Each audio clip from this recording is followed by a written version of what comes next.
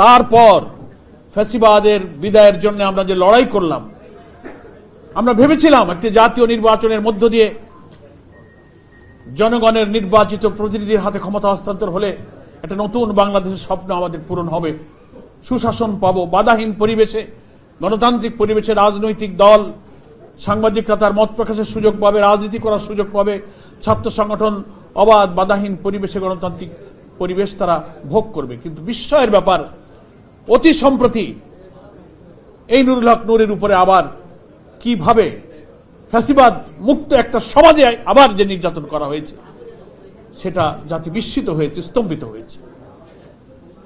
সে অসুস্থ, তার চলাফেরা হাঁটতে দেখলেই বোঝা যায় যে স্বাভাবিক সে নয়। দেশের বাইরে সে চিকিৎসা নিয়ে এসেছে। আমরা বাংলাদেশ জামাত ইসলামের পক্ষ থেকে তার সুস্থতা, সুস্বাস্থ্য কামনা করি এবং এই মজলুম নেতারকে ঘিরে গণ অধিকার পরিষদের মূল সংগঠন, অঙ্গ সংগঠন, পার্শ্ব সংগঠনের বিপ্লবী কর্মীরা যেভাবে এই সংগঠনের অকুতোভয় অগ্রযাত্রাকে অব্যাহত রেখেছেন, জামাত ইসলামের পক্ষ থেকে আমি তাদেরকে আন্তরিক ধন্যবাদ জানাই। এবং সামনে জাতীয় নির্বাচনের যে অভিযাত্রা শুরু হয়েছে, সেই অভিযাত্রা যেন আবার ক্ষতিগ্রস্ত না হয়, সেজন্য মহান জাতীয় ঐক্যের যে দৃষ্টিভঙ্গিতে জুলাইয়ের যে চেতনা আমরা ধারণ করেছি, সেই চেতনাও যেন আমরা ধারণ করতে পারি। অনেক পরাশক্তি দেশে এবং ভেতরের নানান এজেন্সি ক্রিয়াশীল হবে। ফ্যাসিবাদ মুক্ত বাংলাদেশে একটি সুষ্ঠু গণতান্ত্রিক পরিবেশ, একটি নতুন বাংলাদেশ, একটি মানবিক বাংলাদেশ বিনির্মাণের পথে অনেক বাধা আমাদের আসবে। সেজন্য রাজনৈতিক মত পথের ভিন্নতা থাকার সত্ত্বেও আমরা যেন দেশ গঠনের মেজর ইস্যুতে যেন আমরা জাতীয় ঐক্যমত থাকতে পারি। আমরা দুর্নীতিমুক্ত সমাজ চাই, নিরপেক্ষ নির্বাচন চাই, জনগণের ভোটাধিকার প্রয়োগের মধ্য দিয়ে যেন প্রকৃত মতামতের প্রতিফলনের মধ্য দিয়ে সরকার গঠন হয়। এইসব ব্যাপারে তো আমাদের রাজনৈতিক দলের মধ্যে কোনো ভিন্ন মত নেই। অনেক ন্যাশনাল ইস্যুতে আমরা ঐক্যমত্য থাকলে আশা করি দেশ গঠনে আমাদের পরাশক্তি এবং আভ্যন্তরীণ শক্তি প্রতিবন্ধক হতে পারবে না। আমি আমার বক্তব্য আর না বাড়িয়ে সকল সুধীবৃন্দ, নেতৃবৃন্দ, সাংবাদিক বন্ধুদেরকে আজকে আমাদের সংগ্রামের রাজপথের সহযোদ্ধা হিসেবে গণ অধিকার পরিষদের প্রতিষ্ঠা বার্ষিকীতে যারা এসেছেন, জামাত ইসলামের পক্ষ থেকে আবারও আন্তরিক শুভেচ্ছা, ধন্যবাদ জানিয়ে আমি আমার বক্তব্য এখানেই শেষ। নিষ্ঠুর নির্যাতনের যেসব দৃশ্য আমরা চোখে দেখেছি, নুরুর শারীরিক যে অসুস্থতা, যে অবস্থা, তা দেখলে আসলে ধৈর্য ধরা খুব কঠিন। ফ্যাসিবাদী কর্তৃত্ববাদী শাসকের পেটোয়া পুলিশ বাহিনী যে শিক্ষিত ছাত্র সমাজের এই বরেণ্য নেতৃত্বের উপরে এইভাবে নির্যাতন চালাতে পারে, এটা সভ্যতার একটি বিপর্যয় বলে আমি মনে করি।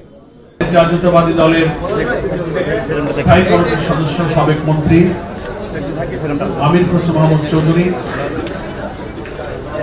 বিএনপি চেয়ারপারসনের উপদেষ্টা আলাল ভাই সহ অনেক রাজনৈতিক দলের সাংবাদিক বন্ধুরা এখানে আছেন, আমি সকলকে আন্তরিকভাবে শুভেচ্ছা জানাচ্ছি। আসলে প্রতিষ্ঠা বার্ষিকী অনুষ্ঠান খুব একটা আলোচনা, কোনো বিষয়ভিত্তিক বক্তব্য, কোনো এজেন্ডা, কোনো সাবজেক্ট নয়, শুভেচ্ছা জানাবার একটা আনুষ্ঠানিক কথাবার্তা।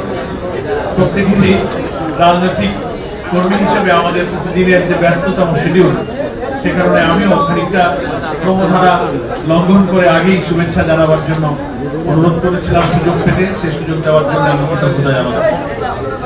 আমার প্রথম কথা হলো, যেটা আমি শুরুতেই বলেছি, দেশের মানুষ জানে গণ অধিকার পরিষদ ছাত্র সমাজের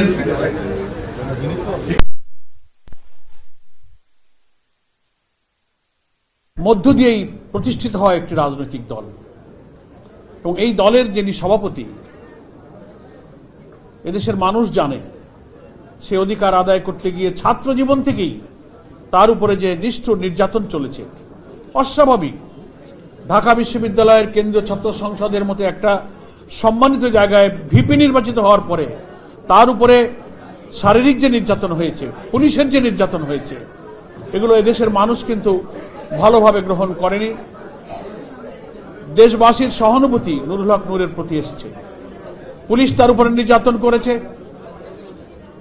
জুলাই গণ অভ্যুত্থানের এই আন্দোলনের সময় এদেশের অনেক জাতীয় নেতৃবৃন্দের সামনে আমার যারা বসে আছেন, আমির খসরু মাহমুদ চৌধুরী ভাই সহ আমি নিজে, নুরুল হক নূর, আমরা একই জায়গায় একই জেলে আমরা রিমান্ডে ছিলাম।